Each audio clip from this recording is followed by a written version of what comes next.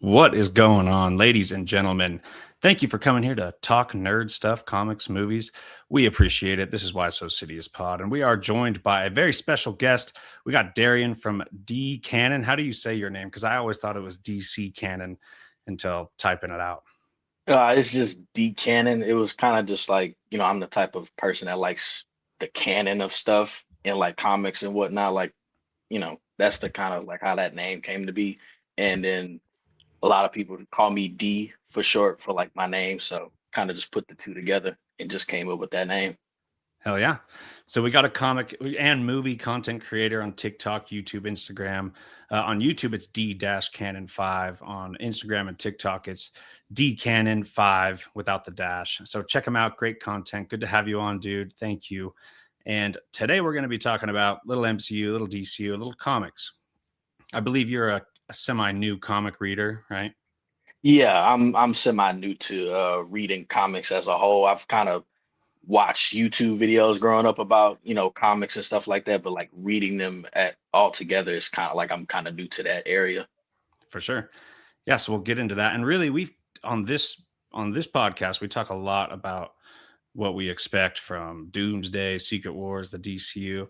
We're going to do a little of that here, but we're also mostly going to focus on like what do we want? Like what do we really want to see out of the DCU and MCU after Secret Wars?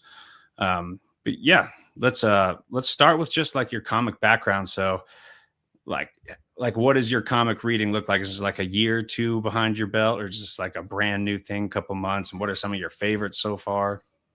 I'd say it has been, I'd say about maybe 2 years right now. And I've been reading a lot of like older comics. I think like the first comic that I started reading that kind of got me into like collecting and started reading was Batman Hush. And I bought the graphic novel for that, and I just loved that story and just loved the artwork from Jim Lee. And after that, found a LCS, and I just started going there, picking up just random comics at the time. But then I realized that I wanted to start reading characters that I love, and then that's when Ultimate Spider-Man by Jonathan Hickman came out. Then I started reading from there, and then Miles Morales Spider-Man by Cody Ziegler, and then the Daredevil run by Solomon Ahmed, and then the Absolute Universe, and kind of just started from there. And then I just started collecting like the omnibus editions and graphic novels and stuff like that. So that's kind of like Batman Hush was like the jumping on point from there. Yeah, I think like my Batman Long Halloween was my first, like one of my first three comics. Hush, one of my very first comics as well. So you're still doing some single issues as they come out weekly.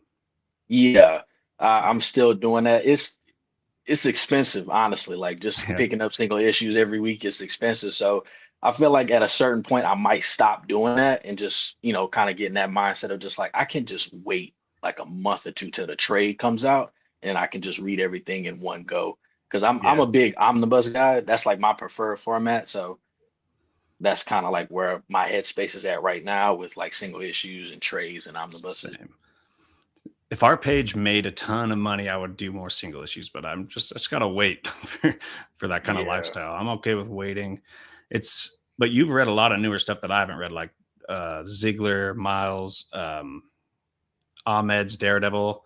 And I like those characters. I like a lot of their comics. How do these new ones kind of stack up against their older comics? Man, I honestly just today I just read issues 40 and 41 of Ziegler's Miles run. I'm loving that run a lot. And I recently just finished Solid and Ahmed's Miles Morales run too, and I love that a lot. Yeah, And honestly, I've read all of Miles so far. Well, really all of his. And Ziegler's run is like at the top for me, and then like a close second is Solid and Ahmed's run, and then Bendis's run. And it's just like Ziegler's run kind of just gave Miles more character to him and like more like made him his own character as to like Bendis's run and kind of like Solid and Ahmed's run. Like Bendis kind of what am I trying to say? He kind of gave us the character of Miles and kind of just like set him up. And then Solid and Ahmed kind of like pushed him just a little bit more to make him his own character. And then Ziegler got his hands on Miles, and then that's really when Miles kind of shined on his own. nice. Okay, so I really need to read that. My favorite is Bendis's first like 12 issues with Miles, with Prowler as the main villain. I love the story with him and his uncle. But the Ahmed run with Miles surprised me. I didn't expect it to be as good as Bendis's, and I really liked it. I like that guy who starts experimenting on Miles. Miles Yeah, keep, the assessor. yeah, the assessor, and Miles keeps outperforming their little algorithms and stuff. I thought that was super cool. Yeah, he's a very interesting villain. Yeah, I like him a lot. He's out of all Miles's villains, he's like top three, top two. It's Yeah. the Assessor, Prowler, and Rabble, the newest villain that first appeared in Ziggler's run in the very like the first story arc. Okay. And Miles, he's just part of the 616 now. Is that what you think? Yeah, yeah. I really, when I first started reading Miles, I was kind of like, I feel like he could have been a lot better in the original Ultimate Universe if they didn't end it. I felt like he could have benefited from that. But I like him being in the 616 and interacting with all the other characters, especially 616 Peter. I love their interactions a lot. Yeah, same here. Manny7 wants to see the Prowler back in the Spider Verse. We're definitely going to see Prowler, right? Because the way Across the Spider Verse ended, wasn't Miles in a different universe with his uncle? And I forgot Yeah, how it ended exactly. it ended with him in Earth 42. The spider that bit him originated from that universe. So when he took the go home machine, he went to Earth 42, and that's the universe where like Earth 42 Miles is the Prowler, and his uncle isn't the Prowler Gotcha. anymore, and Jefferson Davis died in that universe. So that's how that movie ended. I honestly cannot wait for Beyond the Spider Verse. Yeah, dude. Such a surprisingly amazing movie. This question I don't even know the answer to. Does Prowler have powers? He didn't get bit by a spider or anything, did he? No, Prowler doesn't have any powers. It's really mostly like his suit that really kind of has like all the gadgets and all that type of stuff. And then obviously Aaron Davis is quite formidable in fighting and whatnot, but no, he doesn't really have any powers like that. Gotcha. All right, before we move on to MCU or DCU, what would be your absolute favorite comics you've read so far? So far, man, that's tough. I was actually thinking about that the other day. It would honestly have to be between three: Absolute Wonder Woman, Absolute Batman, and then Miles Morales by Cody Ziegler. That those three Nice. are like some of my favorites. Not to say Jonathan Hickman's Ultimate Spider-Man isn't good, it is, but like those three particular kind of have me locked in a lot and looking forward to like the next issue every time they come out. Nice. Yeah, Hickman's Spider Man really needs a strong ending. I thought it started off as one of the best ever. Really slow kind of issues, maybe 6 through 10 or 12 or something, and then picks back up, especially that like with the Craven the Hunter stuff when he starts beating Craven up, saying, "Dude, you're not on the same level as me, not even close." Breaks his gun, but yeah, it needs a strong ending. It sucks that it's ending, and I hope that Yeah. Hickman has a really cool little climax planned. Is it ending because you're more in tune with the current comics coming out, but is it ending because Hickman's going to write the ultimate endgame? No, that's Dennis Camp that's writing the Ultimate Endgame, and I Oh, think okay, it's just overall, I think the Ultimate Universe was going to end at some point, and I think from what I remember that Jonathan Hickman had planned out like 24 issues. That's how it was always going to be. But yeah, it's unfortunate that it's ending. I've really enjoyed it. Have you read like the original Ultimate Spider-Man yeah. comics? I've read Bendis Ultimate Spider-Man, the Miles Ultimate Spider-Man, and the Hickman. The Hickman's my favorite so far. Yeah, I haven't read the original Ultimate Universe comics, but growing up I watched Comic Storian a lot growing Yeah. up, and R.I.P. yeah, man, he was the GOAT. He had it was like a 3 hour long full story video of the original Ultimate Spider-Man comics, and I remember watching that repeatedly because that story was just so good, and I've been wanting to get the omnibuses, but a lot of them are out of print right now. Yeah, that's the struggle with collecting. The patience, man. There's a lot of omnis I want to come out quick, but we're gonna have to wait. What else was I gonna say? The Hickman. It's really annoying when Hickman's plans aren't allowed to be drawn out. Like the Krakoan era X-Men, you'll probably get into that in the future at some point, but Hickman started that thing off so legendary, and then it just trickled off. He ended up not writing any more of it. It ended without his writing involved and all that kind of stuff. But man, Hickman, just when he's allowed to cook and we don't limit him, he just makes the best stuff. Doing his Avengers run for years, leading up to Secret Wars, still one of my top three. But he's the GOAT, dude. Yeah, that's his Avengers and Fantastic Four run and Secret Wars are like at the top of my list to read just because of how highly praised they are, and just because of Ultimate Spider-Man being like my first Jonathan Hickman uh comic to read. I'm like, yeah, I have to check out this guy's other work, Hmm. especially like the X-Men stuff. I haven't read any X-Men comics like that, but I want to kind of start with like his Krakoa era, but I also kind of want to start with like the Chris Claremont Uncanny X-Men and stuff like that. But kind Yeah. of want to jump back and forth. Starting at Claremont's tough because it's so freaking long, but there's some of the quintessential X-Men stuff. Starting X-Men, if you go Grant Morrison or Whedon, Astonishing X-Men, those are like really good starting points. Yeah, which run is like your favorite run? Oh, I don't. It's hard to say, but I'm a kind of a sucker for this era where Hope Summers comes down and she's the last mutant, first mutant born after M Day, and it's like Messiah War, Messiah Complex, and Second Coming, and the X Force was created like in the middle of all that and tying into all that, and it was like when the X Force became super badass. And the race to get Hope Summers, the villains were doing it, the heroes were doing it. I thought it was a really solid story. It's not quite written as well as Claremont or Grant Morrison, but something about that era is like my favorite. That's what stands out if I think of my favorite X-Men era. Yeah, I've seen a lot of people, well, a lot of creators and a lot of YouTube videos on like where to start X-Men and stuff like that. And everybody has a different list. And I've realized like X-Men has a lot of like history and a lot of different stories. So it's kind of just like you can pick and choose where to start. There isn't really like a wrong place to start, really. Right. And honestly, dude, I think it's for new readers who have never read before, it's super intimidating to start anything. But I also think that you could literally start anywhere with many of the characters. Just start somewhere. It's not like you're gonna, if the writers always fill you in on anything you need to know for that particular story, you know what I mean? If something's going down with like Noel, they're gonna give you a little background on Venom and Noel a little bit.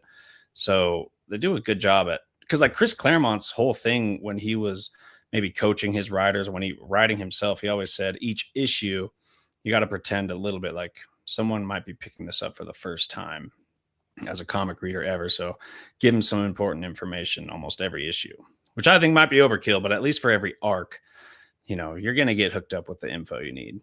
Yeah, that's something that I've learned with these somewhat newer comics is that there's some stuff that I'm just like, I don't really know who this character is or um what they're talking about, the context or something like that. But at the same time, I'm still enjoying the book and I can always go Yeah. back and Yeah. read the older stuff to get more context. Like, oh, so that's what they were talking about in that newer run that I'm reading. Yeah. And to like when I started reading comics, I did a ton of the events first: Civil War, Secret Wars, Hulk, Planet Hulk, whatever. And honestly, going back and reading like certain series that led up to those events made reading those a lot more fun. I understand where it was going, so I saw how the seeds were put in place. So it's like you could start wherever, dude, and then that'll just make the other pieces that come together. If you go back and read how that came to be, it just makes that a little more special. Yeah, I totally agree with that. What is this question? Who do you think Sadie Sink will play in Spider-Man 4? Manny Oh, Seven again with the comment. Thanks, dude. oh man, you can answer that first. I'm curious to see like who you might think she's playing. Well, all the rumors are literally talking about the daughter of Cyclops and Jean Grey, who is Rachel Gray or Rachel Summers. Like she could go by both names. That's what people online are saying, and that kind of got me sold. But that's just not a character I expect to be in a Spider-Man, comic. I mean, movie.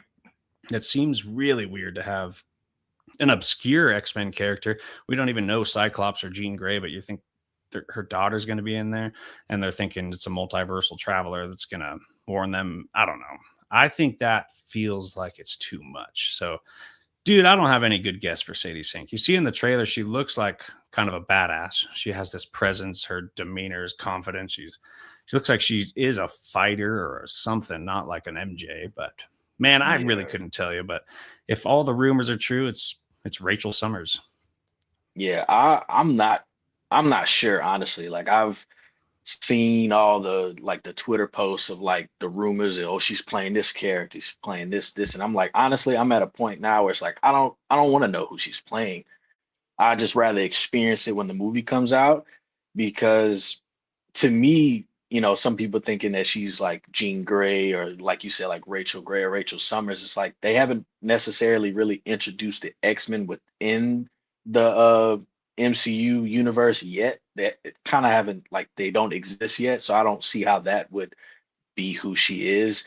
And I kind of just leaving it up to just the experience of seeing who she could be playing, honestly. Like I'm not sure. I've given up trying to think of who she could be playing. I've seen some stuff saying she's gonna have like shape shifting powers and she's gonna be she's rumored to be playing Shafra, a character from I think the J. Michael Straczynski's era of Spider-Man, but then that also was debunked and just like a rumor that Marvel kind of just said to kind of mislead us somewhere else. So I'm kind of just like I'm not sure. I'm just waiting for the movie to come out to see who she could be playing. Honestly, Same. There's almost there's not enough hype around this, and it's only coming out in like 5-6 months. I can't wait for a trailer, and I can't wait for more of the hype. It seems like it's the hype is being overridden by Doomsday right now. We already have like 4 little Doomsday trailers, and we the only thing they have done so far is drop an official poster, and it kind of looks fan made. It's got a scorpion tail, it's got Hulk's fist over there. Um, and I don't know, but it seems like there's not a lot of hype. Till that trailer comes out, I'm sure it'll pop off. yeah, I'm like the videos that I make with like the information drop type of videos. Like I have like I'm always on Twitter just getting all that information and stuff. And there's a mixture of hype more for Doomsday because of like the 4 trailers, but there is that hype for Spider-Man, but it's mostly just like wanting Sony and Marvel to release the trailer since like it leaked on Twitter and I saw some of the footage. And as I'm watching like maybe 13 seconds of it, I stopped. I'm like, you know what? No, this is like somehow to me, this is like watching a spoiler video. So I'm just Mhm. gonna wait till like the actual full HD quality video comes out.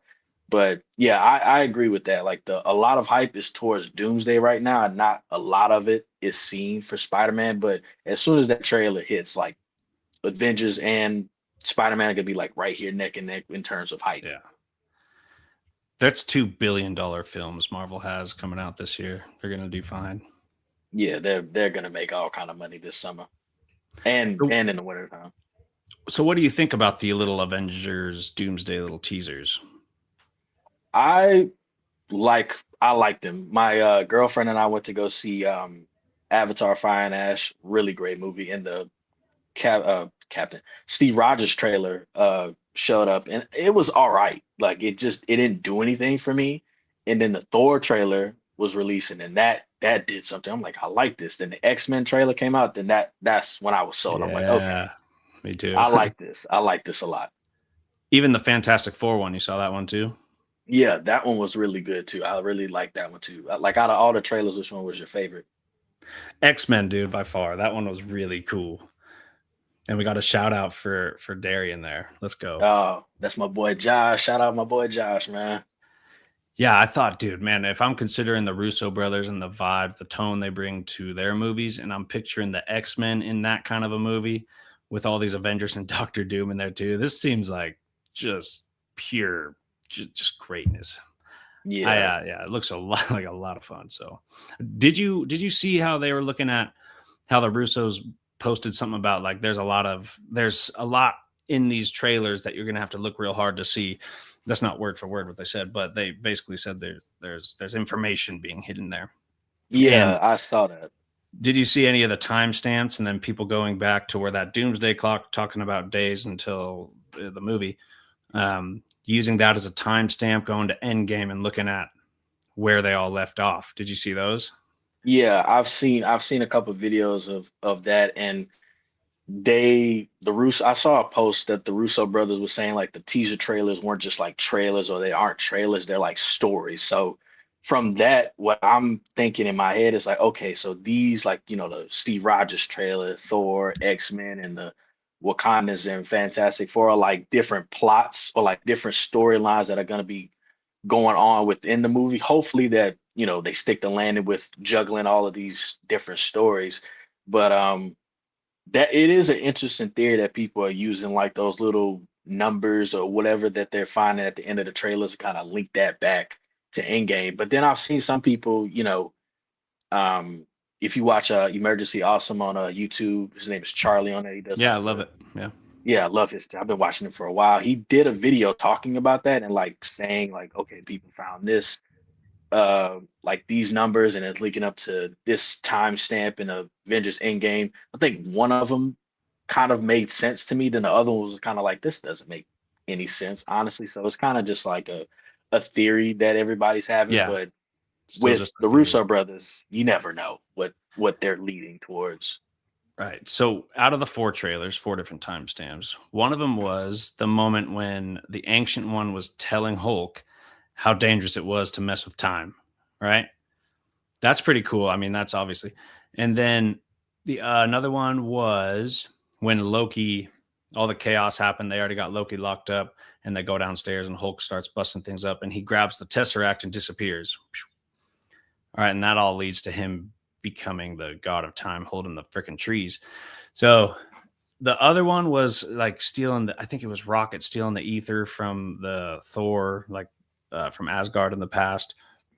And I'm wanting to say the fourth one was Hulk.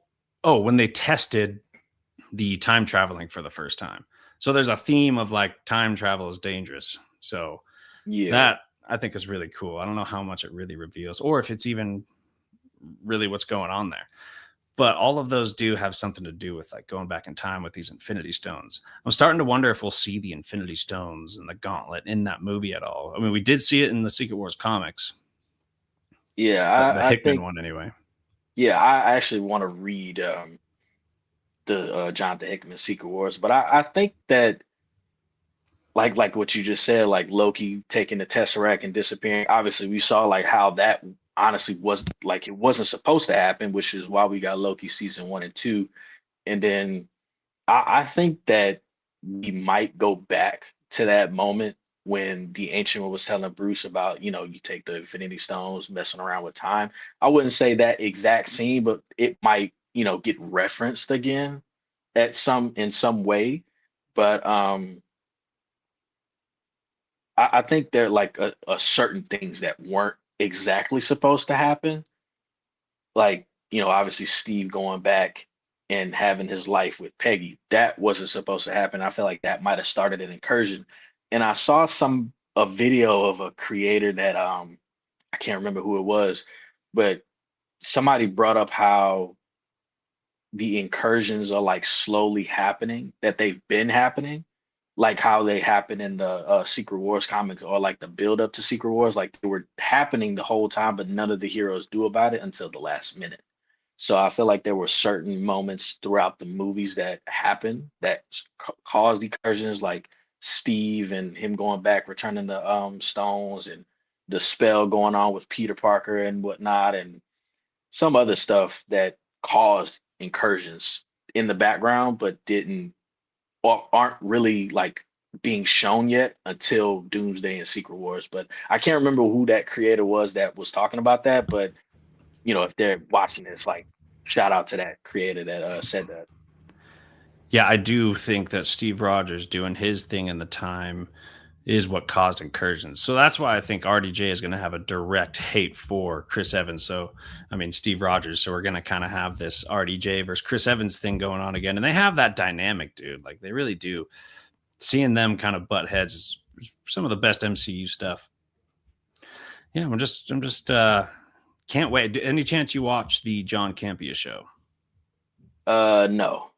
Okay, that's kind of one of the nerd shows that I really like to watch. But uh, it's like one of the leaders of the industry as far as nerd coverage, and he says he's read the script for Doomsday, and he's not a Marvel shill either. He calls him out on all kinds of stuff. He claims he keeps claiming they're full of shit, and they're the ones that were releasing the teasers or leaking the teasers um, right before they came out. Anyway, he said he saw the script and he's like unbelievably excited about it. He said like from the first scene, like it's gonna blow our freaking minds. He's like I was concerned about it. Marvel's kind of iffy lately, blah blah blah, but this script is just nuts. And he's like, it's so good that I don't even care. The whole thing is spoiled. I'm just that much more excited. Like we are not ready for this. And I believe a lot of the stuff he says. Pretty honest, genuine dude. And man, that got me pumped. Would you read the script if you got the opportunity, or would you say no and wait for the movie? Uh, Man, I feel like part of me would be tempted to like, let me just read it Yeah, just to see. a little But bit. but at the same time, it's like I'd rather see it visually on the screen Yeah. and see, like a certain moment in the script of, have you seen there was like a post of like all the like Well, that's a good rumored point. fights, all the Uh-huh. rumored fights that are going to be in the movie. Like imagine seeing like, like one of the fights is Captain America, Cyclops, and Mr. Fantastic fighting Doctor Doom. Like imagine seeing like all three of those characters like facing Doctor Doom. Like it would be so much better to Dude. actually see it visually. But like out of all those fights, like which one are you like most excited to see? Oh, that's a good question. You know who? You know what? Magneto, in whatever form, whoever he faces. Even though Ian McKellen is so old, I cannot wait to see Magneto's powers and actions with the Russo brothers' direction in such a climactic movie like Avengers. I think they got something really cool planned with Magneto, dude. And yeah, Cyclops. Like, if I was gonna pick a 1v1 that I'd be most excited about that we have potential for, oh man, that's really hard. I'd want to. I'll go Magneto, Doctor Doom, because I feel like Magneto is one of the few that could stand up to Doom for a minute. But bloody knucklehead show and all the stuff says can't be a hyped up Secret Invasion script. I don't remember that, but that is a good point if he did that. So yeah, it is just a dude hyping up a script that he saw, and again, that is not a script. And I mean, that's not the movie. A script can be read out really nice, and the movie could be shitty because the Russo brothers aren't exactly making a movie with the same scenario they did before with a very trustworthy Marvel universe that everyone was hyped about. Every movie, like they got to do their Avenger movies in this story that already kind of has been taking shape over a long time. They're basically going to start something new with a couple things maybe tying in, but this is like they've done such good Marvel movies. Now it's like, all right, let's see what you really got if the story's already not basically laid out for you and you're just left to execute it very well. I might add they did, but this is a different scenario for them. Yeah, it's with the whole Avengers Kang Dynasty and then Secret Wars, they basically probably had to rewrite the entirety of that Kang Dynasty movie to fit Doctor Doom in and stuff like that. So I honestly can understand why people might be skeptical towards that because it had to go through like a whole rewrite process. And then, with the success of the Infinity Saga, it was kind of just like the higher ups at Disney, like, hey, we need more movies, more TV shows, and it's like that's not Yeah. really what made the Infinity Saga successful. It was like the build up to it, and there has been the build up to well, essentially Doomsday and Secret Wars, but it hasn't been on the level of the Infinity Saga. But like the build up has been good. Like I love the build up that we're having for this, but it won't compare to like that build up in the Infinity Saga to Infinity War and Endgame. That's just my opinion. Yeah. It's just, yeah, it's working against the grain. I'm just so happy to see Ian McKellen come back. I am so happy to see him out too. Like, I'm just so My excited boy for the Alex. Russo brothers to do something with all the X-Men, to be honest. And Manny Seven nailed it, dude. Dark Phoenix, not the best X-Men movie, but Magneto's action scenes, like on the train, was some of the most savage Magneto that I've seen on screen, and that was sick. Yeah, That's a little too that's a little too acrobatic for Ian McKellen, but he could sit in a freaking chair and do some really cool stuff. We just don't know what it is yet. yeah, I'm really looking forward to. my girlfriend and I are actually doing like a marathon rewatch of all the X-Men movies. 'Cause I kind of want to get a familiar like with the X-Men characters since a lot of them are gonna be in Avengers Doomsday and Secret Wars. And we watched the first X-Men movie and I just was sitting there watching. I'm like, man, this is so good. But seeing like how Ian McKellen was as Magneto in the movie and like the showcase of his powers, just because of like how the effects and quality was back in the 2000s, I'm thinking to myself, watching, I'm like, I cannot wait to see the level of just insanity that they're going to use with Magneto's powers. Because if they do anything to how he was in X-Men 97 or the original X-Men animated series, is going to blow me away. Yeah. So let's do the part of the talk where we talk about what we want to see out of the MCU post Secret Wars, because the X Men, I feel like it'll be heavily focused on, right? Yeah. And that was kind of my theme of what I want out of the MCU post Secret Wars is the X Men, but I really would like it, and I don't really think they're going to do this, but I think they should do individual character origin movies, even if you stuff another mutant or another X Men or two into those movies, like maybe some B lister or X Men.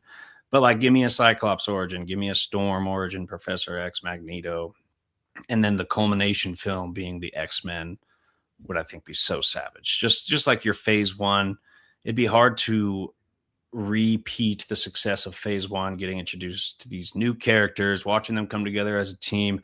But with the X-Men, you have the opportunity to do that like all over again with new X-Men. And that could be epic. And then you could lead to Apocalypse or Mr. Sinister or whatever it is. And that's what I would love for the MCU to do after Secret Wars. Yeah, I can agree with that. Like there are certain characters that I could think of that I feel like most audience members don't know who they are. Like one of my favorite is Nightcrawler. And I think like I think like what Marvel should do is kind of take what James Gunn is doing over at the DCU and kind of use like bigger A-list characters and then have like lesser known characters introduced in the movie. So like imagine like a Wolverine movie or something like that, and they bring Nightcrawler in there and they kind of give Nightcrawler like a little bit of the spotlight to shine and like showcase his powers and like how cool he is. And that will kind of prompt um like general audience members like, man, I want to see more of that Nightcrawler character. Like they should make a movie about him because I'm sure like if you've seen certain movies where like the side characters or whatever shine more than the main character, you see online like, oh man, the movie was so good, but this side character was like the highlight of the movie. And then that could like, you know, give audience members like, yeah, we want a Nightcrawler movie. I honestly would love to see that, or even a TV show, like a good Nightcrawler movie, a TV show showcases origin and just like how badass he really is, and showcase like that relationship he has with Wolverine. Yeah. 'Cause even a lot of comic readers don't know the origins of X-Men characters because it's like you got to find them in some random issue of Chris Claremont. They don't have they don't Marvel Comics is bad at doing modern retellings of origin stories for their characters. But yeah, that would be the way to do it, dude. Plus, you can still have Avenger like characters, other characters, movies. What would be really cool if you did your X-Men movie out in space, like a Shi'ar Kree war with the X-Men caught in the middle. So that's why the Avengers aren't there, kind of thing. And then going back to introducing characters, Marvel's really good at that too. Black Panther and Spider-Man introduced in a Captain America movie, like Vision being created in Avengers, Black Widow and Hawkeye. They were introduced in Iron Man and Thor. Like that's really it makes it more special. Like you just got introduced to Hawkeye in this Thor movie. I didn't expect that. Black Widow in an Iron Man movie. So yeah, you do that. You got a Cyclops origin, and of course, like I don't know if they're all going to end with meeting Professor X and then joining the mansion. But I think it'd be great to build up each individual character, bleed some other ones into those movies, and then a big X-Men culmination. Yeah, I agree with that. Yeah. How about any villains that you'd want to see if we do get our another Thor movie, Iron Man movie, Hulk movie, whoever it is? Any villains we haven't seen yet that you want to see? Oof. For Hulk, Absorbing Man, I don't even think we've seen like Oh a yeah. movie with him. We've seen Abomination. We got the leader in Brave New Day, but honestly, like I mean, his portrayal was cool. I'd say years late, but I would love to see like a good, leader portrayal with Hulk and whatnot. I remember watching like the animated Hulk TV show, and I remember seeing the leader in that, Absorbing Man, Abomination. And there was another character. I can't remember what his name is. He has like two heads or something like that. I remember in like one of the video games he was in. I can't remember exactly what his name is. I don't know either. But that would be cool as well. And like a World Breaker Hulk movie would be cool. World War Hulk. That like I would love to see that if Universal can find some way to coexist with Marvel to give us that. Yeah. Marvel's two probably biggest IP characters besides Wolverine, maybe Hulk, Spider-Man. It's like they can't just have the freedom to do these movies. It's so annoying. Because man, I would love a Red Hulk, but we got that in Captain America. And like you said, the leader, would that be awesome? Got that in Captain America. Yeah, you got Hulk character showing up in a Captain America movie, which I'm not opposed to. I enjoyed those little moments of Red Hulk in the movie, Me but too. imagine like what we got in the Incredible Hulk movie with Edward Norton and like the ending fight with Hulk and Abomination, but having that with Hulk and Red Hulk fighting each other and stuff like I would Yeah. love to see that. The only other thing I could think of that I really want out of Marvel is a full on like symbiote focus. You know, Spider Man, the next trilogy of Spider Man doing Venom for movie one, Carnage for movie two, maybe even building to Null. Because I think Null would actually make a pretty good Avengers villain, if not the main villain of a trilogy for Spider Man. But I think that is somewhere you can go that is very different from what we've had so far and would just be so epic. Yeah, seeing the have you read the King and Black story? Yeah. Yeah, seeing like I haven't read it, but seeing that in live action, like the build up to that, or like Maximum Carnage and stuff like that, that would be really cool to see. That'd be really cool because the symbiotes were given like lore. Like they have a planet. They're called the Clintar. Like they got this whole planet and everything. Like there's a lot you could do with symbiotes. That'd be so cool. Avengers 6 being like 7, whatever it is, being Null as the villain. I think that'd be pretty sweet. Yeah, that would be really cool. I need to read the Donny Cates Venom run as well as the King and Black storyline as well. Kind of want to get more into Venom, so want to kind of I want to read like the older stuff, but then I kind of want to start like what's available in like the Venom by Donny Cates, and then Yeah. King and Black is like readily available. That's still my favorite Venom run. And you know what's cool is the first issue, I think you're introduced to Null. Like the very first arc on Donny Cates Venom, they're showing you Null, and then obviously it builds to his return. Yeah, that would be really cool to see in live action. And really, the last thing I want out of Marvel post Secret Wars is the Dark Avengers. And if you haven't read that, you definitely got to read that. Norman Osborn, you know, it's a lot like Civil War, and they're shutting down unregistered heroes. But Norman Osborn has this group of Avengers. He dresses up like heroes, but they're villains underneath the costume, and in a very corrupt, dominating way. He's just a great villain, a great era for Marvel Comics. I think that would be so cool.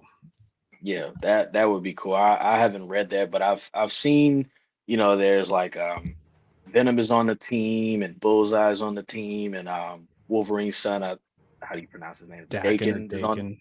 Yeah. Yeah, that would be cool. There's so many like storylines that I've somewhat learned about but haven't read yet that I would think would make really great movies to see in live action, or better yet, like animated movies or whatnot, if whatever Marvel decides to do.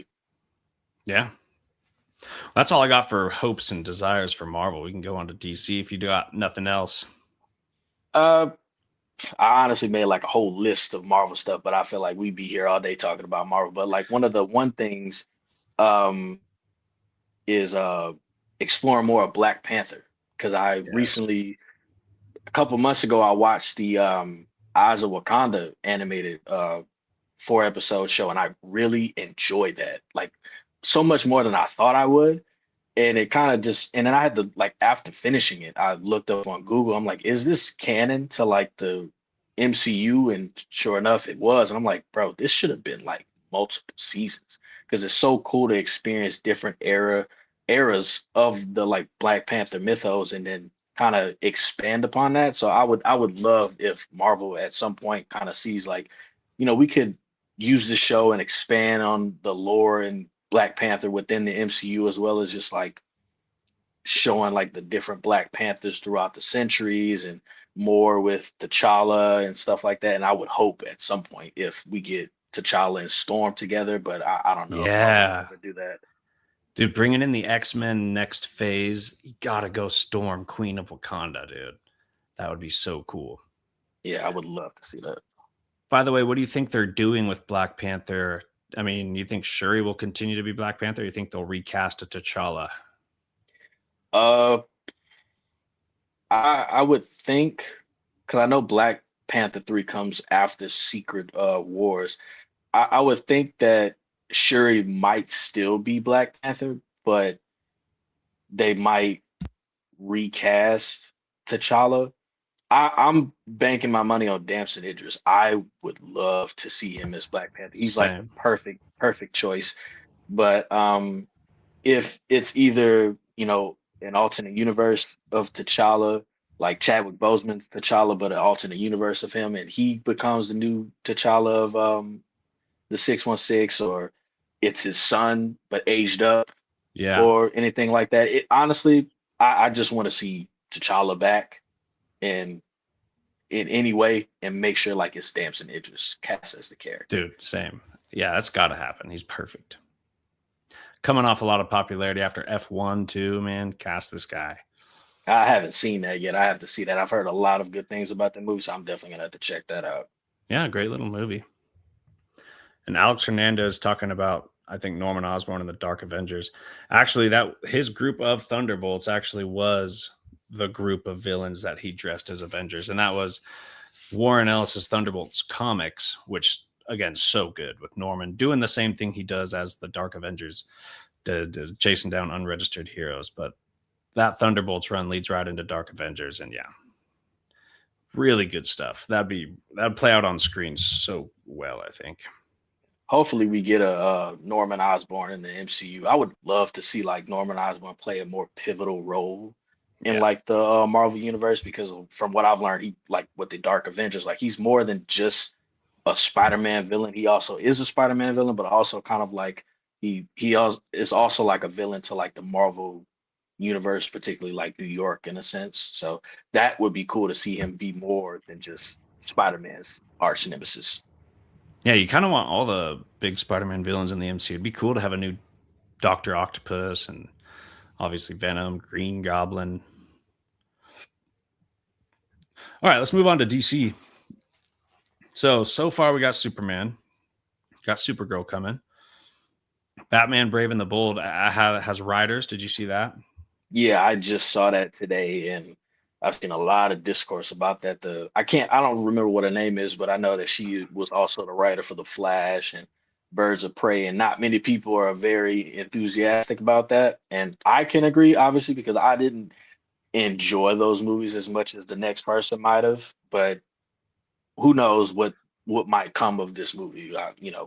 Yeah. I'm not saying it's Christina Hodson, Flash, Birds of Prey, and also Batgirl, apparently, which, whoops. So, not the most exciting news, to be honest, for the writers of The Brave Yeah, and the Bold. Andy Muschietti directing, though. So, he also directed The Flash. So, at least they have some rapport. Although that movie wasn't the best, but Batman in that movie was actually pretty good. Whether it was yeah, I agree with Ben that. or God, why am I blanking on the other Michael Keaton. Michael Keaton? Thank you. They had some good Batman in there. They can make a great Batman movie. I'm just saying it's not the most exciting news. I'm not pumped about this writer particularly, but that doesn't go to say that she's gonna mess it up because I think everyone, no matter who's the writer of Batman, is gonna try their best to treat Batman with the most respect and not give us some wonky donkey weird Batman movie like they know we want dark. They know we want grounded. They know we want Batman being a genius, a badass. We know, so I think they're going to dial it in. I don't, there's no way you drop Brave and the Bold and it's just a bad Batman movie. So we'll see. Yeah. What are you most excited or looking forward to seeing in that movie? Damian Wayne. So that is the most exciting part for me. That's the Robins are kind of a lot that to have to do with my desires for the DCU. And knowing that Damien's the first Robin bums me out, but at the same time, I'm just so excited to see Damien on the big screen. It bums me out because that means the other Robin's stories have already taken place. And the Robin's stories, I think, are some of the most incredible stories for characters in the DC universe. Doing Robin, becoming a different character like Nightwing or Red Hood, is just some of my favorite stuff in comics. So since we're skipping them, part of my like wants from the DCU in the future is if we do a Nightwing movie, I still want to see go do like the first third of the movie, the first act of the movie should, I'd like to be him meeting Batman, becoming Robin, working with Batman, and that leads up to him breaking up with Batman, either becoming Nightwing in the flashbacks or like we do the flashbacks and now we're left with present day Dick Grayson has separated from Batman, and then his journey to becoming Nightwing is the movie. I don't know. And same thing for Red Hood. I want those stories on the big screen. But if you do that with Nightwing, you can't do it with Red Hood. You got Red Hood, you got another third of the movie being a flashback with Batman, and then him becoming Red Hood the rest of the movie. So that's part of what I really want. So I'm excited to see Damian. I'm just kind of bummed we're skipping the other Robins.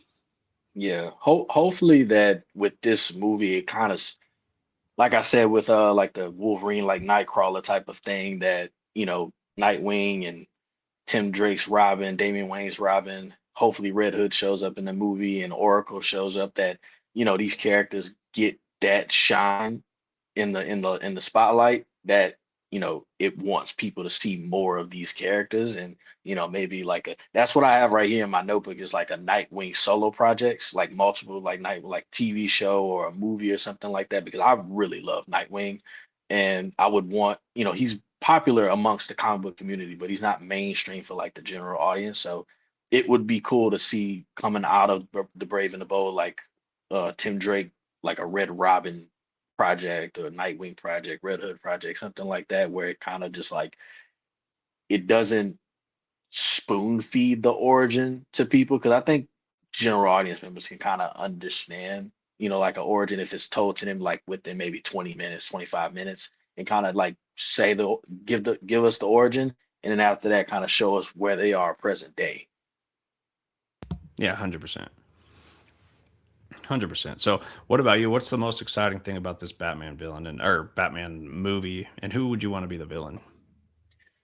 Ooh, man, think the most exciting thing for me, and it's something that I've seen a lot of creators who have been like very vocal about, when it comes to Batman, is seeing him be more fantastical and how he is in the comics. And after reading like Batman Year One, Batman Hush, and I read the first story arc for Chip Zdarsky's Batman, and then Absolute Batman. It's kind of just like, and then Matt Fraction's run of Batman that I've also been reading. That's a really good run as well. It's like I'm seeing now what people want to see.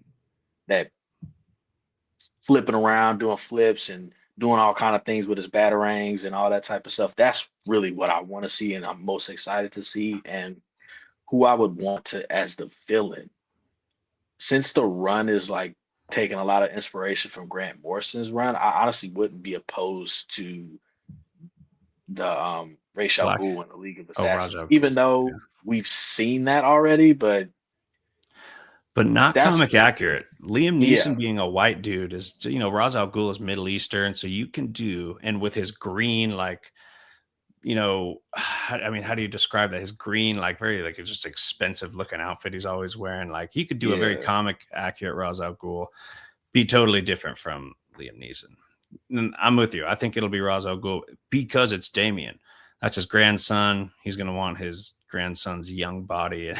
He's going to want to commandeer his grandson's young body, just like the resurrection of Ra's al Ghul in the comics. I bet you that's going to be the villain, and that'd be cool. I'm down. yeah. And then the what is it? What's in the Grand Morrison? The Man Bat Ninjas that are in there too. That would be cool to see. I have the omnibuses for all three for Grant Morrison's run, and the Man Bat Ninjas. That would be cool to see in live action. Seeing how they would do that with like the VFX and stuff. Yeah, for sure. And Black Hand was a big villain in that one too, or Black Glove. Not a terrible villain, but I think they'll go Ra's al Ghul. All right. Yeah. So what else? What else do you want to see out of the DCU moving forward? That's I only wrote four things for that because I'm not very like well informed with DC, not like how I am with Marvel, but animated World's Finest TV show would be cool to see because I Ooh, know Bruce Wayne and Clark Kent, Superman, Batman, like their relationship is very like they're brothers and whatnot, and that would be cool to see. Seeing how their dynamic working together and having David Cornswet come back and voice his character and whoever they cast as Batman, and just seeing them team up and do adventures together and cases and stuff like that. That would be really cool to see. that'd be sick. I can't wait for them to meet on screen. I was worried going into this. James Gunn said like it's already an established universe. I'm real happy that I don't think they know each other yet because those first interactions you see on screen are always so special. Like Thor meeting Iron Man for the first time, Cap meeting Loki for the first time. All those things are so cool, and you got these just icons like Superman and Batman in this new universe together. So I really, really cannot wait for them to interact on screen, meet each other, including Wonder Woman, Flash, everyone else. I can't wait for the worlds to start colliding because we're doing a real slow burn for the DCU, like real slow. We're doing a bunch of B-list characters where we got Batman not even coming out yet, Wonder Woman, Flash, the main Justice League movie's not even coming out yet. So slow burn, but it's going to make it all that much better. Yeah, it kind of reminds me a lot of like the beginning of the MCU because it was kind of slow there. Iron if I can remember correctly, Iron Man wasn't that big of a character like he is now. So they're kind of taking that approach of just like slowly introducing us to like all these characters and stuff. But yeah, I think that David Cornswell Superman probably knows of Batman, like knows about Batman, but I don't think they've met each other yet. But I think he kind of like in the 3 years of him being Superman, I think he knows who Batman is and probably just never met him yet. So Yeah. I think Like, they're like you said, they're probably saving their interaction for on screen, which would be really cool to see. yeah, I can't wait for that. Going back to Marvel, Bloody Knuckles says, you think you're going to do Avengers still or more of the Illuminati style? Also, Midnight Suns. That would be a really cool thing to be doing for the next phase of the MCU Yeah, and the that would be really cosmic cool. stuff. Yeah, they still have a lot of places they can go, like the Gladiator character, the Shi'ar, the Kree, Annihilation, the Annihilation Wave, a ton of stuff. As far as the Illuminati, I think they'll stick with the Illuminati style because the Illuminati were the front runners in that all the Hickman comics leading up to Secret Wars. The Illuminatis were the one figuring it out, and half of them are. Then Doctor Strange branches off and goes and helps Doctor Doom become the freaking Emperor God Doom. It's crazy. So I think they're going to stick with the Illuminati stuff, which is cool. Yeah.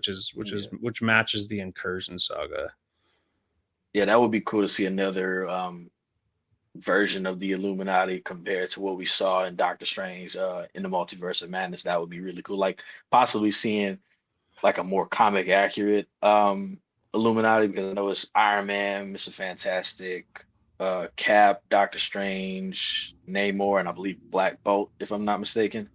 Yeah, Black Bolt was in there, Black Panther, Professor X was in there.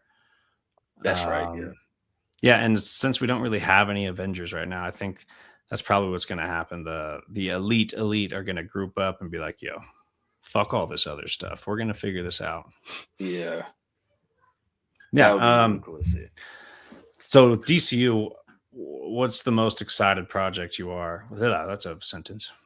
What project are you most excited for in the future coming out? Ooh. Obviously Batman, the Brave and the Bold, whenever that fully kind of has like a finished script. Supergirl, I'm really excited for that. Um, the Clayface movie, I'm really excited about that. I'm Yeah. that's something that I'm looking forward to. I think that's really it from what has already been announced that we know of right now. Like those three projects in particular, I'm really excited about. What You haven't about you? read you haven't read Jeff Johns' Green Lantern yet, have you? No, I haven't. I really want to though. Yeah, that'll be a good one. I'm most excited for Lanterns because of that. I think I'm really excited just to see the Green Lantern mythos build on the big screen. And I love Kyle Chandler, dude. And I think Kyle Chandler's not signing a big contract. So I think Hal Jordan is gonna bite the dust. like part of my desires for the future of the DCU is that the yellow rings and parallax will kind of start corrupting Hal Jordan. You got a legend like Kyle Chandler, and if you're not going with Hal Jordan, you're gonna go with John Stewart for the long run, right? Your 10, 15-year plan. Hal Jordan, I feel like they would treat with enough respect to where he would have the most legendary ending. If you're just he's gonna get introduced real quick. I have a feeling he's going parallax. And I feel like Hal is going to leave a really good legacy, because if you're not using Hal Jordan, you got to at least give him a massive legacy. And I think that should lead to, I think the first Justice League movie is part of my desire for the future of the DCU, but I think it's actually possible. I think Sinestro Corps War will be something along the lines of that Justice League movie, with a mixture of the Legion of Doom, because I really think Lex Luthor is going to be building up some superheroes, building a team. And I think that'd be a really great little thing to have in the middle of the Sinestro Corps War, is the Legion of Doom causing problems too. That's like my desires for that are that, and I think it's actually kind of likely.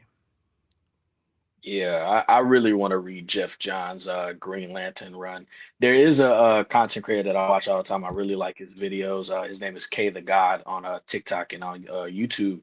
And he made a YouTube video talking about like the little short teaser trailer that was made for the Lantern show, and how he was speculating that Hal Jordan is already like possessed by Parallax already, and that's why they chose Hal Jordan, Kyle Chandler to play Hal Jordan, to be like an older, like possessed Hal Jordan that's possessed by Parallax and whatnot. But I don't like, that's what he is speculating on. I'm kind of just like, that's a pretty good speculation, but I don't know too much about like the overall Green Lantern mythos and DC or whatnot. But it's a good, theory that that could be what's going on within the Lanterns TV show.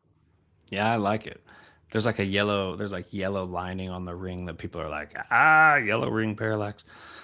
I think it's one of those things that I was really hoping for the whole time, but I didn't think that they would do it. But now I'm starting to think they actually might be doing it, which is just one of the coolest things you could do. Yeah, Sinestro, Parallax, the Fear Ring, and then bouncing into all the other rings. Again, I got in my notes that I really want to see some of the lanterns, at least some Easter eggs for lanterns in the Supergirl movie. And I'm really excited to go to space with her and hopefully get introduced to a lot of the prominent kind of galactic characters or civilizations or whatever you want to call it. Like maybe the New Gods, maybe Apocalypse. Maybe you could even meet Darkseid. It's like meeting Thanos in Guardians of the Galaxy 1. But if not that, we're getting Lobo. But what about a Martian Manhunter or any of the Lanterns? I think there's a lot of cool things I'm looking forward to seeing in that Supergirl, because she's out in space. I don't think it's going to be very earthbound. yeah, that's the thing that I've noticed with this DCU is, after watching Superman, it really just got me wanting to read more DC stuff, because it's kind of like how I was with the Marvels, with the MCU when it first started. I started learning so much about Marvel and all the characters and stuff like that. So like with the Supergirl movie, I bought the Supergirl Woman of Tomorrow Deluxe Edition so I can read that to kind of get an idea as to what the movie could be taken from the comic as well, because I know James Gunn said that the movie isn't like beat for beat like the comic, but it is taking inspiration from the comic. It is based on that, but obviously they're going to be telling their own original story. And then Lanterns, it got me wanting to read Jeff Johns' Green Lantern, and then the animated Mr. Miracle TV show that they're like already, I think they already casted Darkseid and Mr. Miracle, and I believe Big Barda, or they're looking to cast. But that TV show has already got me wanting to read Tom King's Mr. Miracle run, so I can kind of know what's going on with that. Yeah.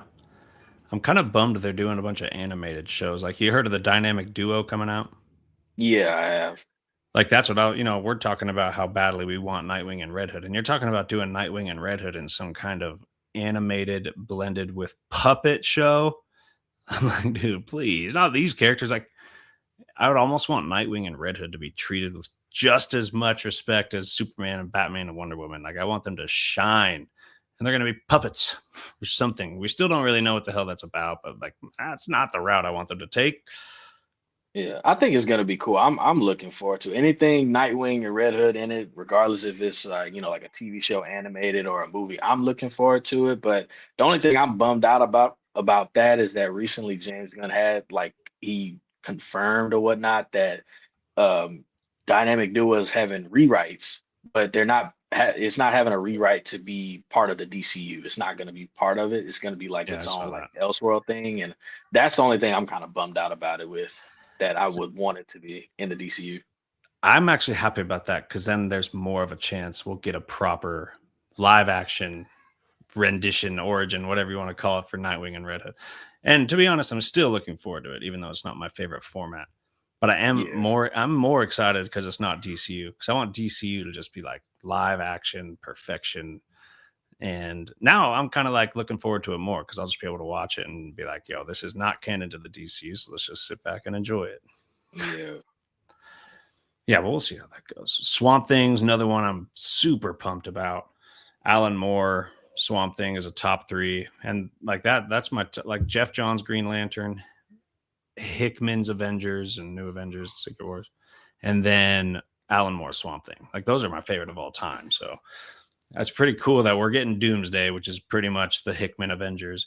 We're getting Swamp Thing, which I guarantee they're going to follow Alan Moore, and we're getting hopefully something very close to Jeff Johns Green Lantern. It's a big year for if your top three is anything like mine. It's a big year for yeah. movies. If you like, I forgot about the Swamp Thing. What is it like a TV show, movie, or something This like movie, that? Like, yeah. okay, yeah. Like with like the Alan Moores, or like if you could just like describe that run and like what it's about and like kind of like the tone about it, because I really want to check it out. Yeah, it's all right. So it's gonna have a kind of dark horror undertone, but it's Swamp Thing's journey finding out who the hell he is. Constantine is introduced in Swamp Thing, first appearance ever in Swamp Thing, kind of shows him the ropes, shows him his powers. Um, the way he experiments and gets more powerful is really cool throughout. Stopping by a bunch of like seemingly kind of classic horror villain things like werewolves or zombies. All of them have some kind of commentary on society, which is beautiful. And Alan Moore is like a wizard like that. Um, Very psychedelic, diving deep into like his connection with the soul and the green and the plant's existence on life and how that balance is supposed to be compared to like animals and stuff like that. Ton of commentary on your spirit, your connection with your soul. So a lot of beautiful, weird psychedelic stuff and a lot of good philosophy, commentary on society, and really a badass Swamp Thing. Because you find out that this dude is not like a covered in swamp. You find out that his body is completely dead and disintegrated. Or like later he goes back and finds his bones, but it's only his consciousness that is piloting the Swamp Thing. So now you're diving into the commentary on the separation of soul and body and mind and soul. Beautiful stuff there. And I think that aspect of Swamp Thing is what I love. It is Alec Holland. It's saying you don't need you are not your body. You are not your vessel. You are your spirit, your soul, and that's going to go somewhere after your body dies. So I love that, and it has a lot of cool stuff going on. Yeah, that sounds like a really good read. I like books that like that kind of dive deep into like like what you Something. were just saying, like they have like a deeper meaning to them, and it kind of gets you to think as That's you're my reading it. favorite. I like stories like that, so I'm definitely gonna have to check that out. That's the best. Like Jeff Johns Green Lantern doesn't have that, right? There's not like layers, and it's just such a cool superhero comic story expansion of lore. Swamp Thing is that, they're so different, but I do like it, man. When they go deeper and there's commentary on real life that we can relate to, that's peak comic book stuff right there. Yeah, I yeah, think I'm definitely Hickman gonna have does to that check pretty that well out. too. Yeah. So anything else from the DCU that you really want before we wrap it up? Oh, Blackest Night. I know that Yeah. would be like a cool event to happen. I've never read it before, but I know it's part of like the whole Jeff Johns like Green Yep. Lantern That all Corps leads to era. Blackest Night. Yep. Yeah, that would be a really cool like Justice League, like kind of like an Avengers level type of movie, but like a Justice League movie, but it's not necessarily called. It could be called like Justice League Blackest Night, or it could be just called Blackest Night. See, I think that Blackest Night will be Justice League 2 or 3. I really do. Especially if they're going to expand the Green Lanterns and do Parallax. Like that all kind of leads to Blackest Night, so I think there's a good chance. Yeah, that I'm honestly just looking forward to just really anything that they put out for DC, and that would just encourage me to read the source material and just get more excited for what they could possibly be building towards and stuff like that. So that's really what I've been doing, is brushing up on more DC stuff so I can kind of look forward to what they could possibly be doing, or theorizing like, oh, they're gonna go with this route, they're gonna make this movie, or like they're gonna adapt this comic book run or something like that, or introduce these characters. So that, like, I'm just looking forward to really anything that they release for the DCU. Yeah. My thing, for a couple quick things to wrap it up, I really want Green Arrow Year One, that comic, to be the movie. Just do that comic for Green Arrow's intro movie. I think that's just the way to go. I really want that. Then I got Reverse Flash. I want Reverse Flash to be one of the best villains ever. I think this dude needs to come, their first Flash movie, do Reverse Flash, and he just has to be a complete menace. And they gotta nail that character. Love that Yeah, dude in the comics. He's a menace. yeah, I know he's like the biggest hater of Barry Allen. Yeah, very petty, which kind of a mustache twirling villain, right? Like not a lot of depth there, but still that dude, I don't know, something about Reverse Flash I love. So I want to be like scared when I see that dude come get the Yeah, Flash in the movie. yeah, I agree. Last thing I got is I want them to follow the comics by introducing Constantine in the Swamp Thing movie. It's such a perfect character to show Swamp Thing his super weird powers. And it made the comic really cool. I didn't even know that he was introduced in Swamp Thing, and found out just by reading it and looking it up. Like, this is his first appearance. It's like, yep. Thought that was so cool. And he's such a good side character. And the last thing I want is Deathstroke. I really want Deathstroke soon, and a really badass Deathstroke. I'm really sad we never got that Ben Affleck directed Batman movie where he was supposed to be against Deathstroke. That just, I don't think there's a single villain for Batman, just a direct villain like Ra's al Ghul because of Damien, yeah. But just for like the one-on-one villain for this movie, a Deathstroke versus Batman would be so sick, dude. And I just want a Yeah, good Deathstroke. I want him introduced in a really cool way, not even in a Deathstroke movie. Well, they have the Bane and Deathstroke thing coming out, which I haven't heard anything about for a long time, but that's still a yeah. thing they're working on at the DCU. Yeah, it's still a thing. There hasn't been much said about it, but I am looking forward to that. I would love to see like Deathstroke fighting Batman, but mainly seeing his like rivalry with Nightwing and the Teen Titans. I would Yeah. love to see that. Yeah. So the Titans movie is also another movie I think is confirmed, right? Yeah, it is. I think the script, the writer, she's writing it's a lady, I can't remember what her name is, but I know she's writing the Teen Titans movie, but she's also writing the Wonder Woman movie, if I'm correct about that. But I think they've Interesting. halted on the Teen Titans movie, and they kind of focus on like the Wonder Woman stuff to kind of get that out so they can Mm, get the Trinity out. But yeah. yeah, I'm looking forward to the Teen Titans movie for sure. Yeah. Add that to a desire. I hope Deathstroke is the main villain of that movie. That would be so cool. Yeah, that would be really cool to see. All right. Well, any other thoughts, man? MCU, DCU comics before we wrap it up? Uh Nah, man, I think that's it. I think we pretty much covered mostly everything that I have written down is pretty much what we talked about. Hell yeah. Well, I really appreciate you coming on. Go follow Darian at D Cannon, TikTok, Instagram, YouTube. Don't forget that dash if you're going with YouTube, D dash Cannon 5. And yeah, dude, we'll have you on again. Again, thank you. Had a blast, and a lot of stuff to look forward to. Um, so yeah, we'll see y'all next time. Thanks for joining us at Y